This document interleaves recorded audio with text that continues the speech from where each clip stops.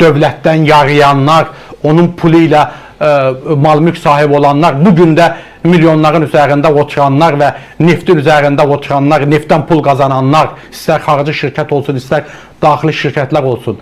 Məsələn, deyək, Balaxanı Oil, Binəqədi Oil, nə bilim, müxtəlif cürbəcür bu neft şirkətləri yaradılıb, yarı dövlət, yarı özəl sərmayə adı altında və onlar oturublar orada milyonlar qazanırlar və min oyundan çıxaraq dövlətə zərbə vururlar, hər vergidən də yayınırlar, uğurluq işlərlə məşğuldular, müxtəlif maxinasiyalar edirlər və heç dövləti də saya salmırlar. Biz bunun şahidi olduq, oluruq da.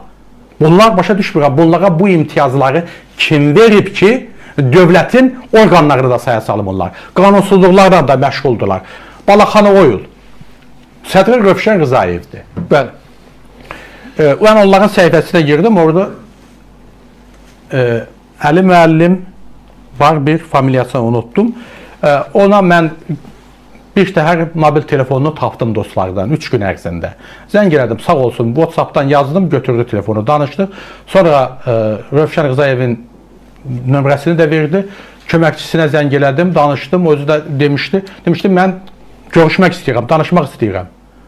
Niyə gizlənirsən? Niyə? Məsələn, heç o səhifədə də Balaxanı Oil'ə girin, adı yoxdur, rəhbər yoxdur, kimdir? Bazen bizi qınıyırlar ki... Mən onların telefonlar, orada yazılan telefonlarına zəng elədim, veriblər ki telefonu. Evet. Telefonu götürmürlər. O telefonu götürməyəcəksən, niyə ora qoyub? Yəni bu Azərbaycan xalqına məxsusdur neft. Sən Azərbaycan xalqının neftindən varlanırsan, onu yeyirsən, ondan maaş alırsan, ondan uğurluyursan, bilmirəm nə edirsən. Niyə telefonu götürmürsən?